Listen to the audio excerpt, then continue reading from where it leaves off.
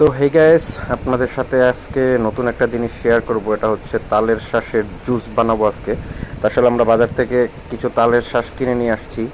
আমরা বুঝতে পারি না আসলে তালের শাঁসগুলো একটু শক্ত টাইপের ছিল, যার কারণে আমরা এই সিদ্ধান্তটা নিয়েছি যে এই হচ্ছে তালের শাঁসগুলো। আর আপনাদেরকে একটু দেখাই, দেখেন প্রচণ্ড পরিমাণে শক্ত। এটার স্বাদ বাড়ানোর জন্য এখন লাগবে হচ্ছে পুদিনা পাতা। তো এটা আমাদের ব্যালকনিতেই ছিল, মানে বারান্দাতে। তো কিছু পুদিনা পাতা নিয়ে নেব এই তালের শাঁসটার ফ্লেভারটা সুন্দর আসার জন্য। তো দেখতে থাকেন। আর এই হচ্ছে পুদিনা পাতার গাছ, এই কটাতে হয়ে যাবে আশা করি। তো চলেন।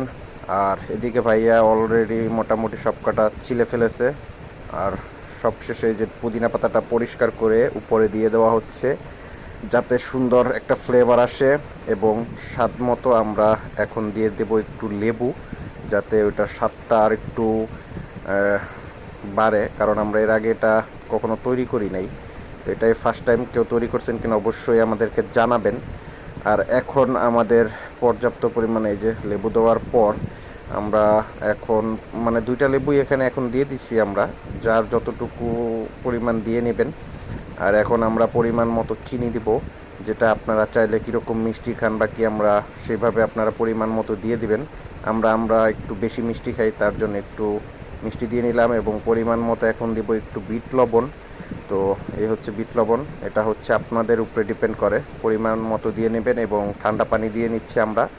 প্রথমে অল্প একটু দিব, দিয়ে ব্লেন্ড করব, এটাকে একদম মিহিন করতে হবে।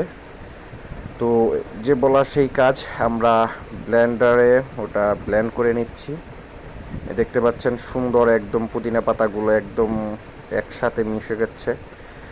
তো আপনারা যতটুকু যেরকম খাবেন সুন্দর মতো ব্লেন্ড করে নেবেন। এবং সত্যি কথা বলতে যেটা, আমরা যেরকম পারি সেরকম তৈরি করতেছি। আর আপনারা পরিমাণ মতো পানি দিয়ে নেবেন যতটুকু আপনারা খেতে চান।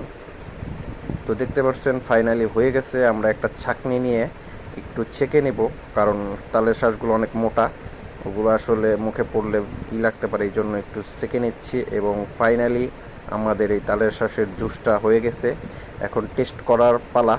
আর সত্যি কথা বলতে টেস্ট করে আমি নিজেও অবাক হয়ে গেছি, কারণ আসলে দারুণ হয়েছে। এবং আপনারা কখনো কেউ টেস্ট করছেন কিনা অবশ্যই জানাবেন। ভালো থাকবেন এবং টাটা।